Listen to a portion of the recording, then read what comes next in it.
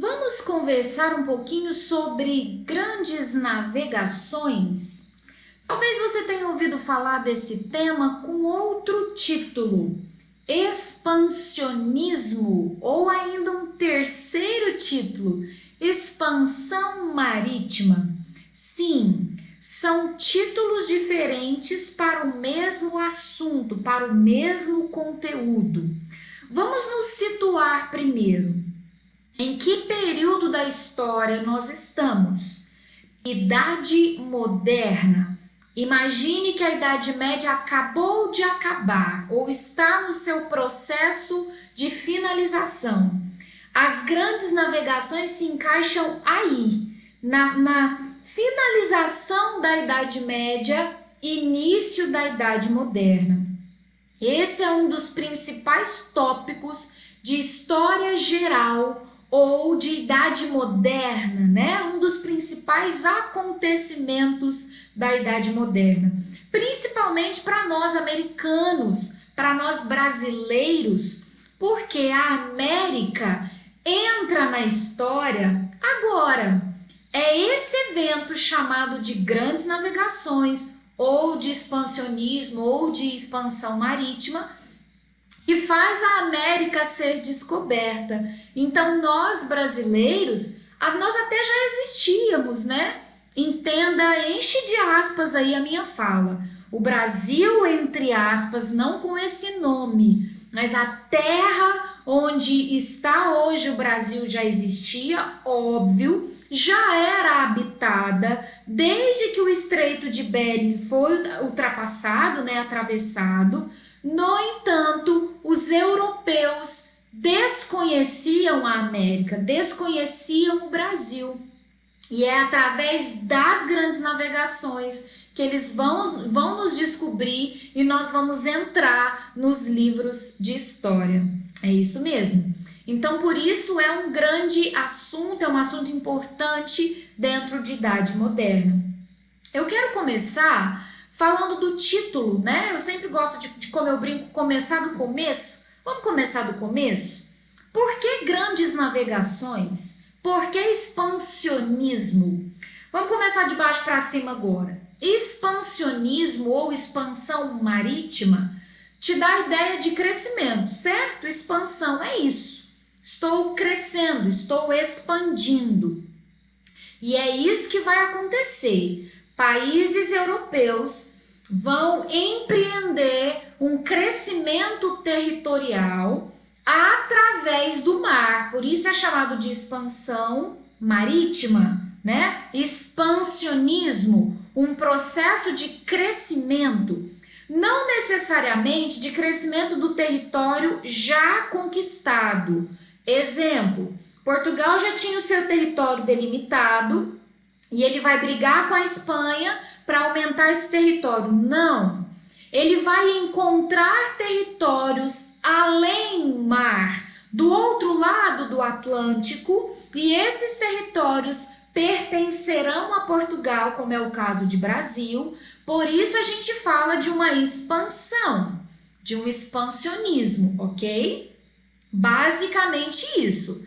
Países europeus enfrentam o mar, enfrentam o Oceano Atlântico, descobrem novos territórios, conquistam, exploram e tornam esses novos territórios suas propriedades. Por isso conhecem um crescimento, uma expansão.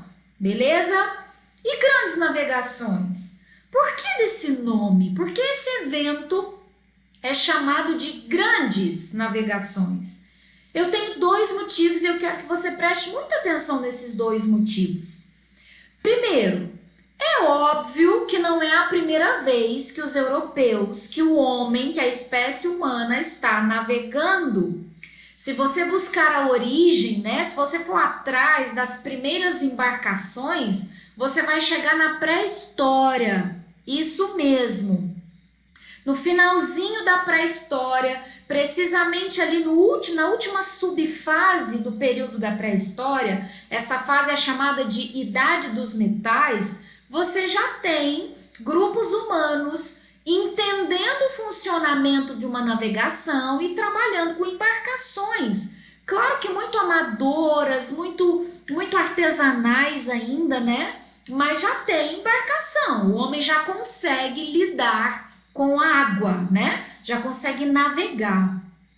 Então, aqui eu já estou na Idade Moderna, então vamos estabelecer um exemplo aqui, um ano base. Nós estamos no ano de 1500, o ano que o Brasil foi descoberto por Portugal. Em 1500 já se passou tempo demais depois da pré-história. Então, por que grandes navegações? Não é a primeira vez, não é novidade. No entanto, a extensão das navegações de agora, isso sim é novo. Trata-se de grandes navegações no sentido quilométrico mesmo, no sentido de distância. Até esse momento, eu tenho pequenas navegações, ok? Desde a pré-história, na Idade Antiga e no início da Idade Moderna, eu tenho ali o mar Mediterrâneo sendo explorado ao longo da Idade Média, né, no fim da Idade Média. Mas eu tenho uma extensão pequena. O mar Mediterrâneo não é tão grande assim. É a primeira vez que os europeus vão conseguir navegar quilômetros, uma distância grande, como sair de Portugal, da Europa, contornar a África lá embaixo e chegar na Índia. É muito longe, galera, é muito longe. Então, primeira explicação que eu estou te dando, grandes navegações, porque eram grandes distâncias. Mas tem um segundo motivo.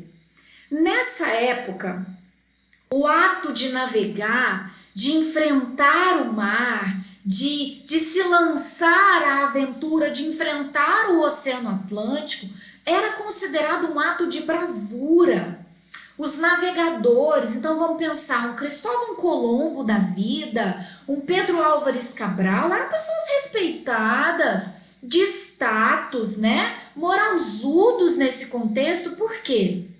Porque eram vistos como heróis, corajosos. Sabe por quê? O imaginário dessa época ainda era meio religioso, então era muito comum as pessoas acharem que no meio do mar haviam demônios, monstros do mar, e que poderiam causar um naufrágio, né? O movimento do rabo de um monstro marítimo poderia levar à morte por conta de um naufrágio, né? Ou outra coisa, eles já sabiam que a Terra era redonda, então ao navegarem descendo para a África, por exemplo, saindo da Europa em direção à África, muitos achavam que esse navio não conseguiria voltar, iam cair, esses navios iam cair lá embaixo. A terra redonda, então a hora que descesse lá embaixo ia cair. Então um cara que ousava enfrentar o mar era corajoso, era um ato heróico, era grande. Tem mais um medinho que eu não posso esquecer de citar. Imaginava-se que nesses territórios que poderiam ser encontrados, eles não têm certeza de nada, né? Não conheciam nada da América, não imaginavam que a América existia, mas eles sabiam que poderia haver novos territórios. E quem poderia morar nesses territórios? Quem seriam os moradores desses territórios longínquos? Monstros! Eles chegavam a desenhar pessoas sem cabeça, né? Com olhos no peito, assim, no peitoral. Olha isso, galera. Então, quem se aventurava a enfrentar o mar, a encontrar essas populações desconhecidas, eram corajosos. Então, estavam fazendo grandes feitos. Daí também uma possível explicação para grandes navegações. Agora, de uma maneira mais científica, mais historiográfica, nós podemos definir as grandes navegações como um processo, um empreendimento dos países europeus que já estavam estabelecidos em suas monarquias nacionais, já tem um rei absolutista lá comandando tudo, e eles vão investir, por isso que eu estou chamando de empreendimento. Eles vão investir nas grandes navegações, nesse processo de enfrentar o oceano em busca de metal precioso, em busca de novas terras, em busca de novas populações, de mão de obra. em busca de enriquecimento, ok? Eu vou usar agora no meu segundo slide como símbolo, e nem sou eu que estou definindo a caravela como um símbolo das grandes navegações. Sim, a caravela nesse contexto é um barco avançado, né? É uma tecnologia melhorada que consegue navegar essas grandes distâncias, né? Então a caravela é um grande símbolo da tecnologia desse contexto, das grandes navegações como um todo. E há quem diga, tem historiadores que vão dizer que o que a caravela simboliza para a Idade Moderna, a internet simboliza para os nossos tempos. Observe, pense um pouquinho junto comigo. O que a internet faz nos dias de hoje? Século 21.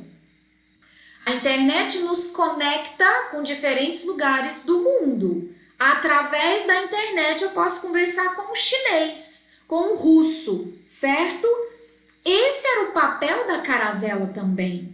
Era a caravela que possibilitava a conexão entre europeus e africanos, europeus e os americanos, que vão ser descobertos agora, europeus e indianos. Sim, galera. Então a caravela é considerada um grande símbolo das grandes navegações. Eu vou usá-la, ela está centralizada aqui no meu slide. Eu quero te contar como é que vai funcionar essa aula aqui. Do lado esquerdo do nosso slide aqui, vão aparecer motivos, causas, motivações, aquilo que levou, que colaborou para o acontecimento das grandes navegações. Então vai vir uma lista de coisas aqui e essas setinhas vão apontar para a caravela, ou seja, isso colaborou com as grandes navegações. Isso foi uma causa, um motivo para os países começarem a navegar. Do lado direito do nosso slide, então do lado direito da caravela, eu vou falar depois das consequências das grandes navegações. Depois de enfrentarem o mar, de desfazerem as suas descobertas, o que aconteceu? Quais efeitos as grandes navegações causaram? Combinado? Lado esquerdo, causas, motivos. Lado direito, consequências, efeitos. Comecemos. A crise feudal pode ser apontada como uma primeira causa para as grandes navegações. Sim, a fome, a peste, a guerra acabou por colocar o sistema feudal inteiro em crise. E alguém teve que resolver essa crise, alguém teve que resolver essa economia que está decadente, teve que encontrar novas fontes de alimento, novas fontes de riqueza para resolver essa crise econômica, né?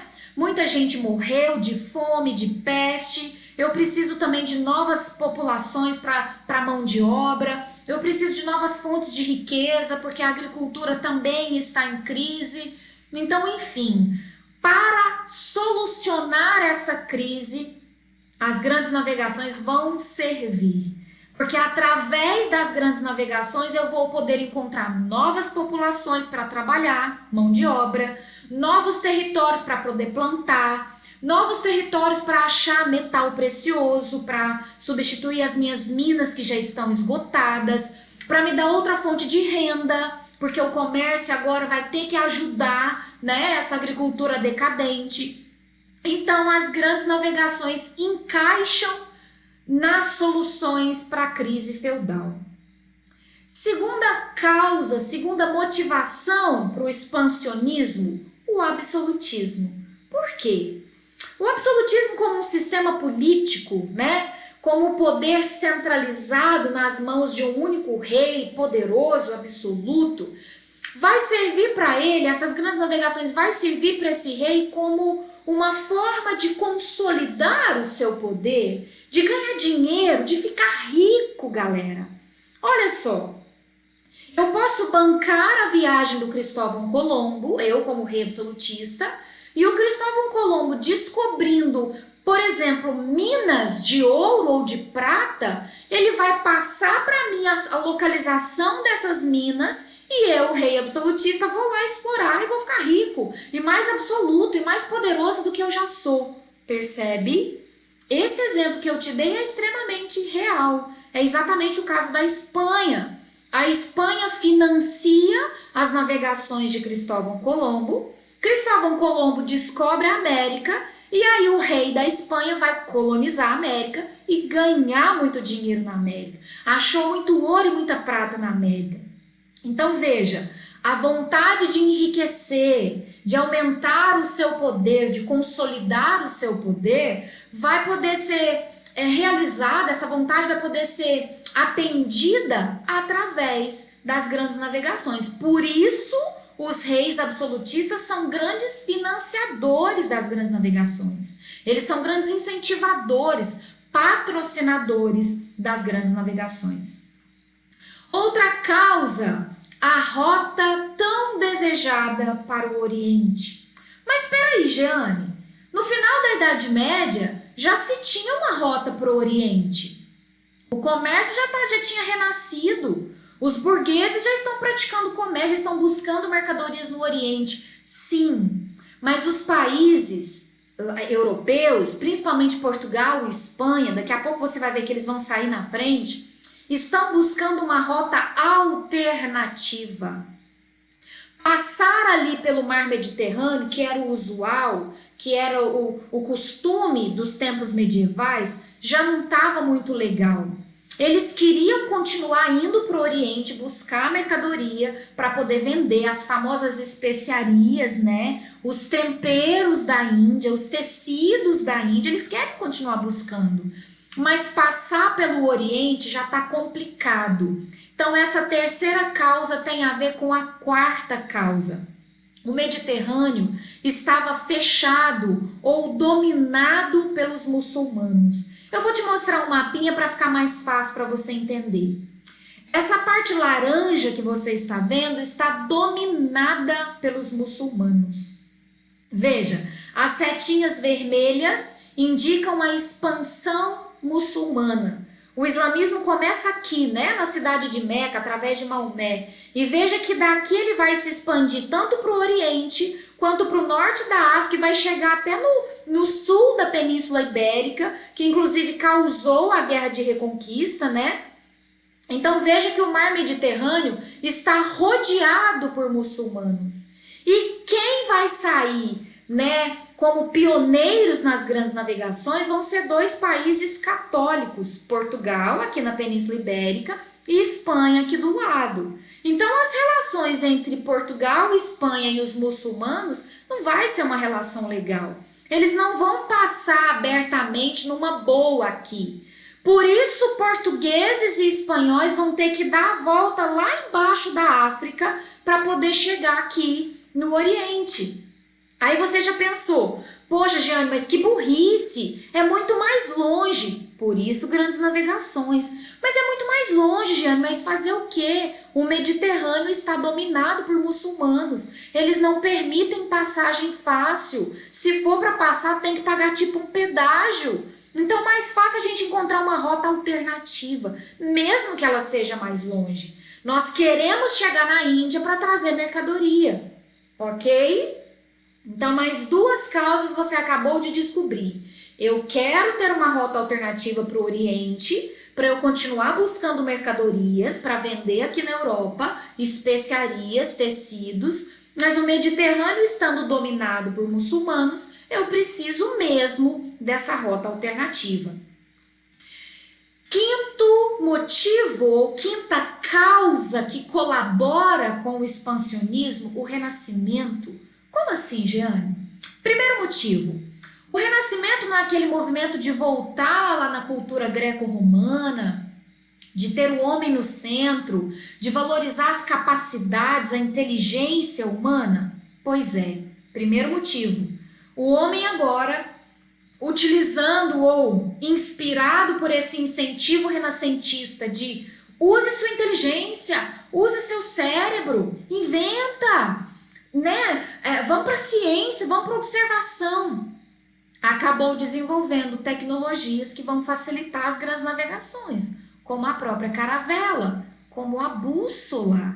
Sim, o desenvolvimento incentivado pelo Renascimento, o antropocentrismo incentiva que o homem use as suas capacidades, né? A razão, a inteligência, e nesse incentivo, novos instrumentos vão ser inventados, e isso vai ajudar nas grandes navegações, certo?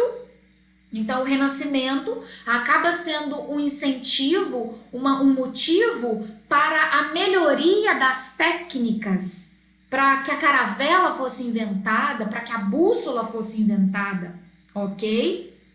E a própria curiosidade, né? O Renascimento incentiva também uma curiosidade pelo novo. Vamos descobrir algo. O Renascimento também traz isso. Vamos descobrir a natureza, o que tem do lado de lá do mar. Isso também. E por fim, uma última causa. Há também quem diga que seria, na verdade, uma justificativa. Eu faço a separação com você daqui a pouco. Mas a expansão cristã também poderia ter colaborado muito.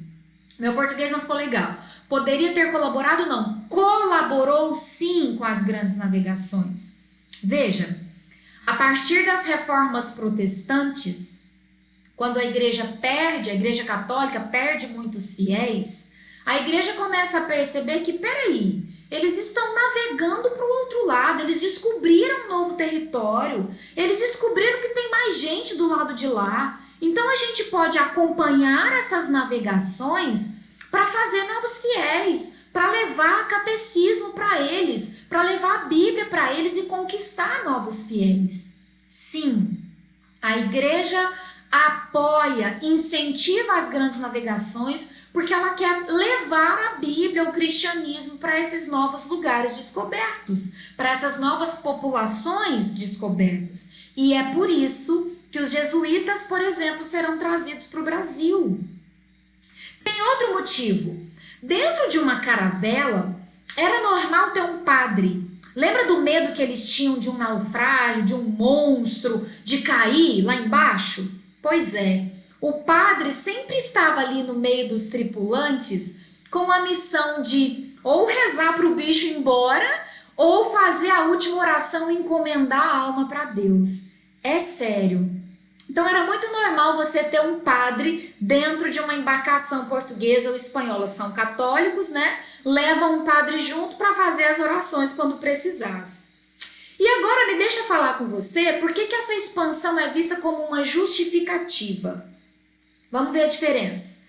Causa é um motivo mesmo, uma motivação, algo que colaborou para o acontecimento de outra coisa, ok?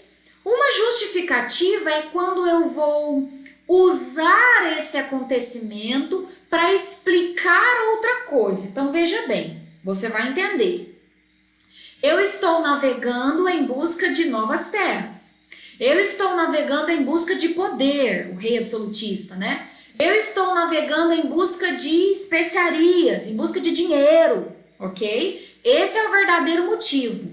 Mas para não assumir essa ganância, porque afinal de contas eu estou falando de católicos, eu vou dizer que não. Na verdade, olha a justificativa. Justificar é tornar justo, né? Então, olha a justificativa. Na verdade, eu estou levando o cristianismo, o que move o nosso coração a levar a fé cristã. Sacou? Na verdade, o motivo é econômico, mas eu justifico como uma causa cultural. O que é a causa cultural? A religião, certo? Isso dá uma discussão legal, né? Um debate legal.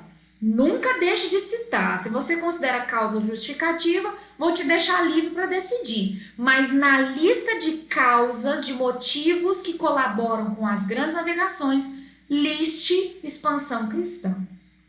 Finalizamos as causas e agora nós vamos para as consequências. Tudo isso colaborou, causou, levou ao expansionismo. E o expansionismo, depois que ele já está acontecendo, as grandes navegações estão acontecendo, a América foi descoberta, eu cheguei na Índia como eu queria. O que isso traz como consequência para o mundo? Primeiro, A transição de sistemas econômicos, navegando, buscando mercadorias no Oriente, levando a fé cristã, fazendo o que for, eu vou sair do feudalismo, desse sistema que era muito baseado na terra, na agricultura, e vou para o mercantilismo, que depois vai se transformar no capitalismo. Então, as grandes navegações estariam dentro do mercantilismo, mas a longo prazo essa transição será finalizada com o capitalismo. Então, sim, uma das consequências das grandes navegações foi a transição do sistema feudal para o sistema capitalista. O comércio agora é base da economia. Segunda consequência, o rei absolutista, que era um grande patrocinador e incentivador das grandes navegações, conseguiu dinheiro, conseguiu ouro, conseguiu escravos, conseguiu terras e ficou mais rico, logo ficou mais poderoso. Então o absolutismo se fortaleceu como sistema, né, como autoridade. Terceira consequência, até as grandes navegações, então até por volta de 1500, estou arredondando, tá, para facilitar. Até por volta de 1500, as grandes transações comerciais, o foco de onde os navios iam e vinham era o mar Mediterrâneo. Vou colocar um mapinha para facilitar. Então veja, antes das grandes navegações, o ir e vir de navios estava aqui, né? Vai e volta, busca mercadoria, leva mercadoria. Está aqui no mar Mediterrâneo. Depois das grandes navegações, esse ir e vir de navios vai ser aqui no Oceano Atlântico. Então, o eixo econômico foi mudado. O eixo estava aqui, agora ele está aqui. Porque você vai ver navios o tempo todo, saindo da Europa, vindo para a América, saindo da Europa, contornando a África, chegando na Índia, saindo da Europa e vindo para a América do Sul, saindo da Europa, vindo para a África. Aqui estará esse ir e vir, esse vai e volta de navios. É óbvio que o mar Mediterrâneo não foi totalmente esvaziado. Continua a acontecer navegações aqui, transações comerciais aqui. Opa, deixa eu voltar. Transações comerciais aqui. Só que agora a intensidade será muito maior no Oceano Atlântico. Então é isso que eu estou chamando de transferência do eixo econômico para o Oceano Atlântico. Outra consequência das grandes navegações. A colonização da América. A América será descoberta, conforme eu já falei várias vezes aqui.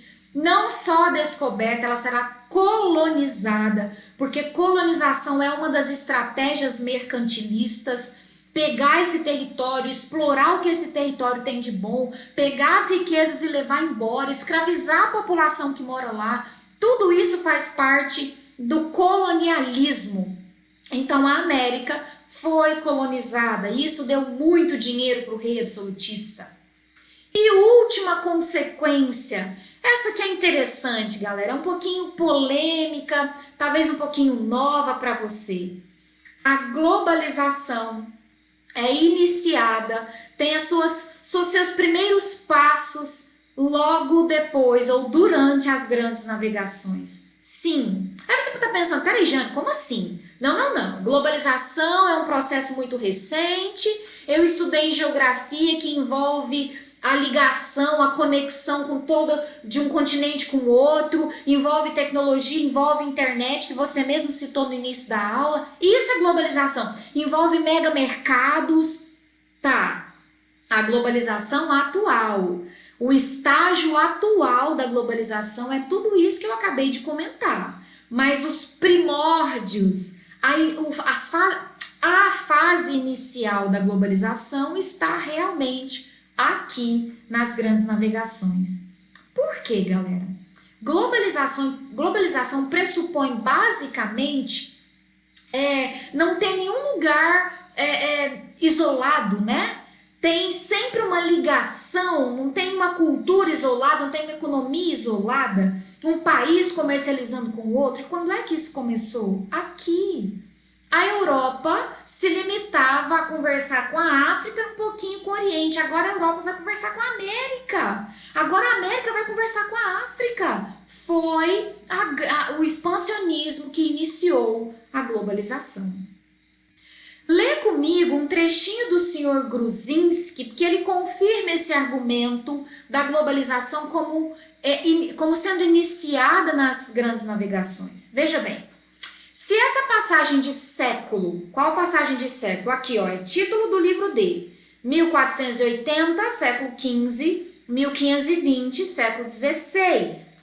Então, essa passagem de século tem hoje um sentido para nós, um sentido que talvez não tinha nos séculos anteriores, é porque vemos que aí é que surgem as primícias da globalização. Um cara muito mais top que eu afirmando.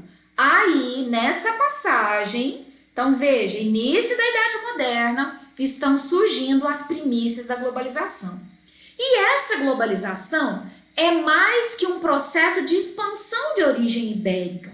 Em 1500, ainda estamos bem longe de uma economia mundial. Ele está confirmando o que eu te falei. Não é igualzinho que a gente vive hoje, não. Uma economia totalmente mundializada. Ainda estamos longe. No limiar do século XVI, então 1500 e alguma coisa, a globalização corresponde ao fato de setores do mundo que se ignoravam, se desconheciam, nunca tinham ouvido falar americano, o que é isso? Africano, o que é isso?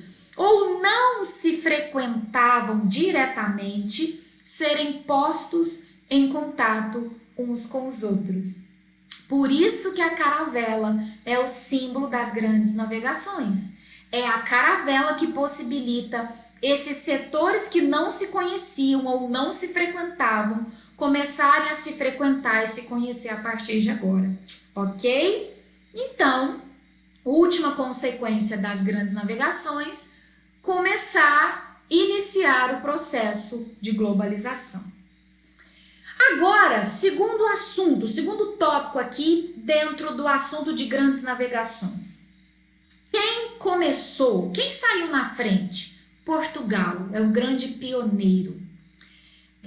Nesse contexto, galera, Portugal é uma potência.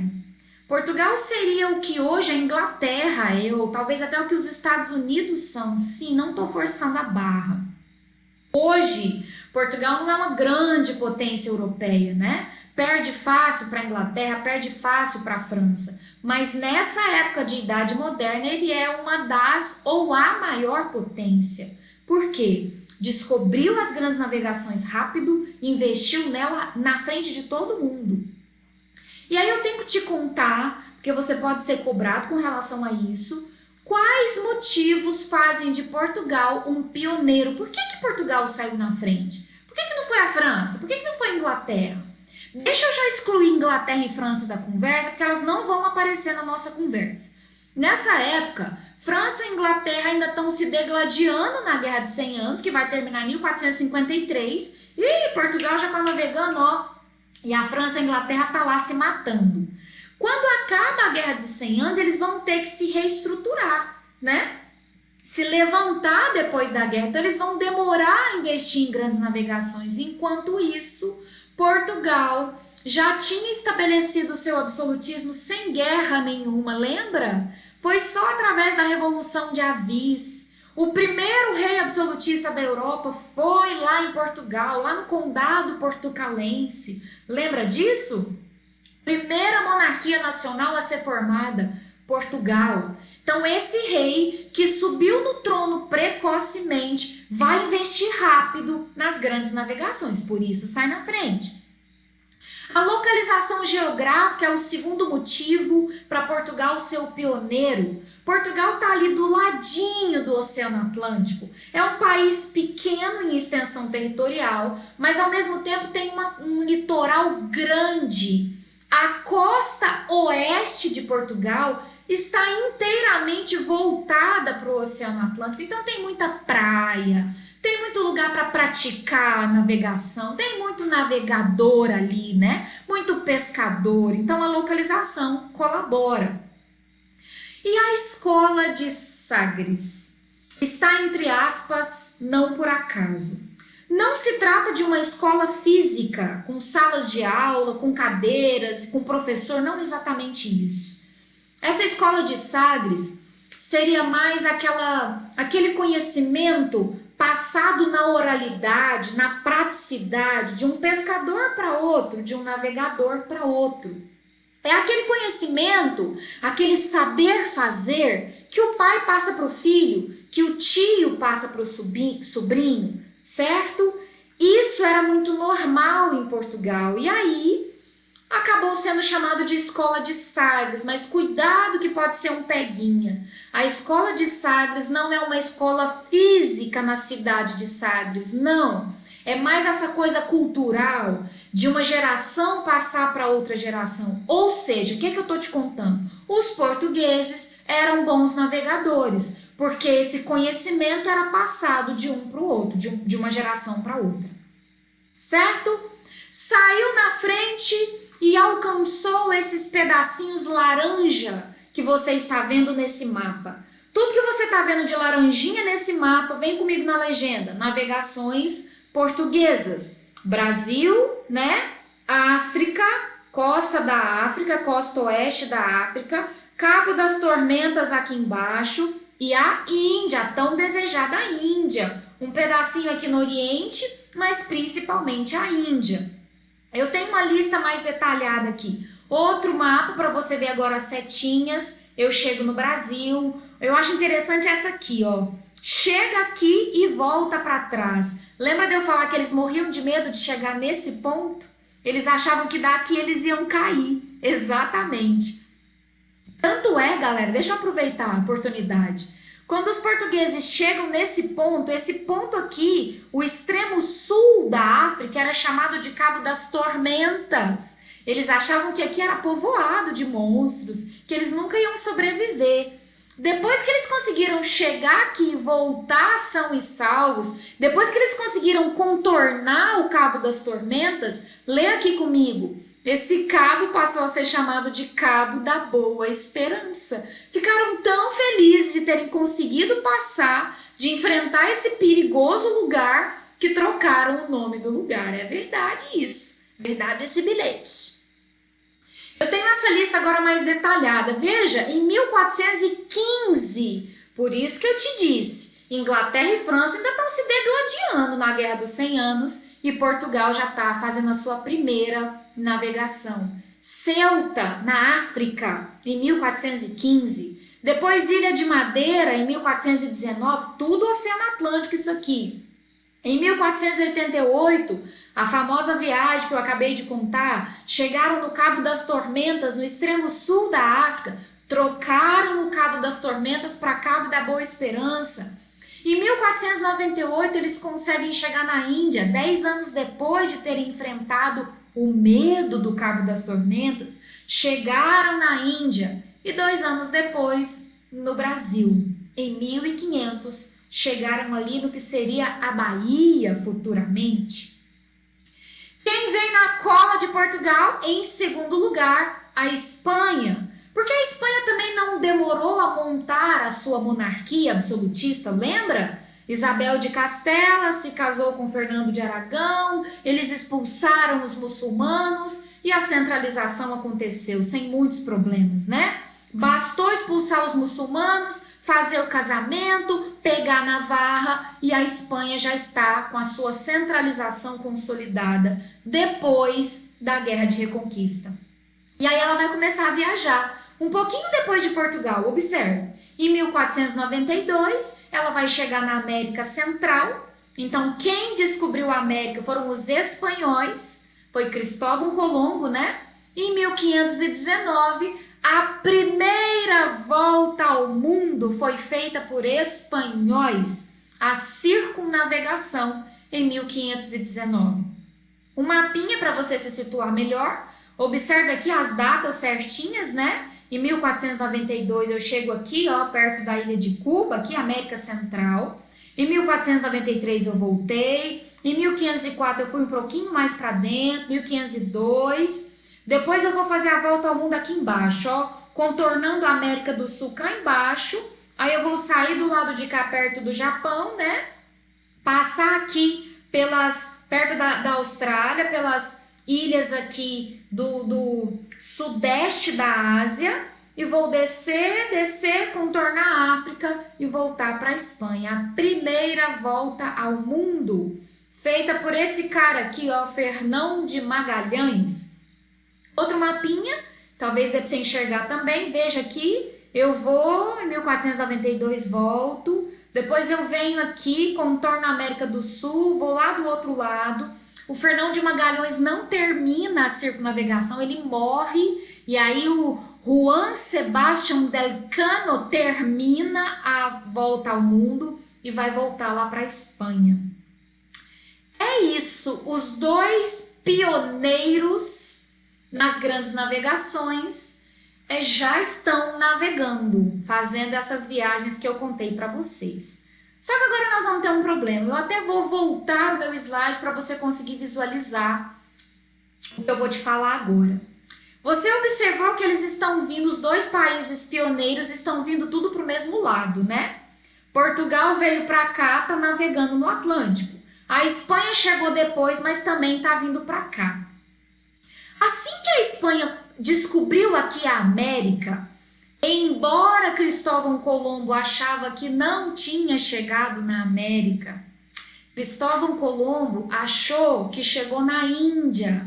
E por isso ele chamou a galera que morava na América de índios. Ele tinha um plano de ir para a Índia, mas ao invés de descer pelo Oceano Atlântico, ele tinha planos de dar a volta por aqui para chegar na Índia por cá. Você conseguiu acompanhar? Ele já sabia que a Terra era redonda. Então veja que o Cristóvão Colombo não está doido. A ideia dele era: os portugueses já estão descendo ali pelo Atlântico para contornar a África. Nós, da Espanha, ele pedia sempre o patrocínio do Fernando de Aragão. Me patrocina, eu tenho um caminho alternativo para a gente ir para a Índia. Eu não vou para o mesmo lado dos portugueses, a terra é redonda, senhor rei. Eu vou por aqui, aí ele não imaginava que a América existia. Eu vou dar a volta e vou chegar na Índia. Quando ele chega na América Central, ele estava convicto que tinha chegado na Índia. Por isso chamou a galera de índios. Morreu acreditando que era a Índia. Você sabe por que a América chama América? Por causa de um outro navegador chamado Américo Vespúcio. Foi ele que corrigiu Cristóvão Colombo e falou: não, senhor Fernando de Aragão, Cristóvão Colombo estava errado, aquilo lá é um novo continente, a Índia está do outro lado, aquilo lá é aí a América, ele não falou América, né? Mas a América vai ser chamada de América em homenagem ao Américo Vespúcio, porque ele acertou, era realmente um novo continente. Mas o que eu quero te contar é da treta, na verdade uma treta que foi prevenida, né? Agiram antes para que não rolasse treta. Vem comigo que eu te conto agora. Assim que a Espanha chegou aqui, a ficha dela caiu. Ela pensou o seguinte: peraí, Portugal também está navegando no Oceano Atlântico. A gente achou uns territórios ali e a gente está a fim de explorar esses territórios. E se Portugal chegar um pouquinho mais para baixo? Por exemplo, a gente chegou aqui, 10 quilômetros para baixo os portugueses chegam. Esse território vai ser de quem? E se os portugueses quiserem nos tomar os territórios onde a gente chegou primeiro? Vai ser injusto, vai ser uma sacanagem. Então, antes de acontecer uma briga, porque a gente não está a fim de brigar, né? A gente está a fim de enriquecer, guerra gasta dinheiro, gasta vida, então nós não queremos brigar. Assim, a Espanha chama Portugal para fazer um acordo. Esse acordo vai ter, inclusive, a presença, a assinatura do Papa. Por isso é chamado de Bula Intercoetera. Veja que um ano depois da Espanha ter chegado na América, por conta dessas preocupações que eu acabei de te contar. Cheguei ali naquele território, e se Portugal quiser me tomar? E se Portugal chegar depois de mim, muito próximo, um pouquinho para baixo, e quiser me tomar esse território? Não estou afim de brigar. Vou chamar Portugal e vou propor para ele. Portugal, vamos traçar uma linha imaginária no mapa. Eles já faziam um mapa nessa época, você deve ter estudado isso em geografia. As cartas portulanas já existiam, né? A cartografia já está em desenvolvimento. Vamos traçar uma linha imaginária que vai ficar a 100 léguas da ilha de Cabo Verde. E a gente faz o seguinte, tudo que ficar a oeste dessa linha é meu, da Espanha. Tudo que ficar a leste dessa linha é seu. Você topa, Portugal? Portugal pensou e falou assim, eu topo fazer um acordo com você, Espanha, mas eu não quero somente 100 léguas da ilha de Cabo Verde. Eu quero mais. Triplica essas léguas aí. Coloca essas léguas em 370 da ilha de Cabo Verde que eu assino esse tratado. Depois dessa negociação, de muita conversa, a Espanha aceitou. Aí a bula intercoetera não foi aceita por conta do valor das léguas, né, que foram aumentadas, mas o Tratado de Tordesilhas foi aceito. Em 1494, Portugal e Espanha assinaram o famoso Tratado de Tordesilhas, especificando o que era de quem, de que lado era de quem. Eu vou te mostrar um mapa agora que vai ser fácil de você visualizar. A linha vermelha representa mais ou menos, né, gente? Não tem nada muito exato. Representa a proposta da bula intercoetera ou caetera de 1493. Então, ela passaria aqui. E ela está a 100 léguas das ilhas de Cabo Verde. Aqui estão as ilhas de Cabo Verde. Já a linha verde simboliza o Tratado de Tordesilhas, que foi aceito por Portugal. Ela está mais longe da ilha de Cabo Verde, ela está a 370 léguas. Vem comigo. Tudo que ficasse do lado de cá, então a oeste, era da Espanha. Tudo que ficasse do lado de cá, então a leste do Tratado de Tordesilhas, era de Portugal. Veja que Portugal ficou só com esse pedacinho do Brasil. E talvez você está se perguntando, e como que Portugal aceitou ficar com tão pouquinho? Olha o pedação que a Espanha ficou, um pedação da América do Sul, a América Central inteira, a América do Norte inteira. Poxa vida! Calma. Lembre-se da data. Observe a data. Em 1494, Portugal ainda não tinha chegado no Brasil. Então, ele não sabia da existência do Brasil. No entanto, eu quero provocar você. Eu quero colocar uma pulga atrás da sua orelha. Se Portugal não tinha chegado no Brasil ainda, porque ele vai chegar só em 1500, por que ele não aceitou o primeiro acordo, 100 léguas de Cabo Verde? Por que ele pediu para jogar essa linha mais para trás e para aumenta essas léguas aí, triplica, põe 370? Porque se você pensou assim, Giane, ele mandou aumentar as léguas para ele ficar com mais território para ele, mas ninguém sabia desse território aqui para baixo. A Espanha tinha chegado só na América Central e Portugal nem tinha chegado no Brasil. Daqui 6 anos é que ele vai chegar. Por que é que ele pediu para jogar essa linha mais para cá? Possibilidade de resposta. Portugal desconfiava, ok? Não tinha chegado no Brasil, mas desconfiava que tinha mais terra. É por isso que muitos estudiosos falam que seria melhor falar que o Brasil foi achado e não descoberto. Porque depois do Tratado de Tordesilhas, Portugal vai procurar terras aqui embaixo na América do Sul. né? Então, se eu estou procurando, eu vou achar o que eu estou procurando. Se eu descubro, é por acaso, né? Coincidência, não foi descoberta. Pode ser que ele já estava procurando por conta de já desconfiar lá desde 1494 que novas terras existiam. Outros historiadores apontam um segundo motivo. Não, Portugal não desconfiava de nada, não chegou no Brasil, não sabia de nada não. Na verdade, ele mandou chegar a linha para trás porque ele queria garantir que esse caminho no Oceano Atlântico que ele já estava fazendo, né? Ele já estava fazendo, em 1494 ele já tinha atravessado o Cabo das Tormentas, né? Daqui a pouco ele vai chegar na Índia. Ele queria garantir que o Oceano Atlântico ficaria livre, inteirinho para ele. Já que a linha está bem mais para lá, não vai compensar para a Espanha descer aqui para baixo. Se ela achar terra aqui para baixo, ela nem vai poder ficar. Então ela vai se interessar em caminhar sempre para o lado de lá e não no Oceano Atlântico.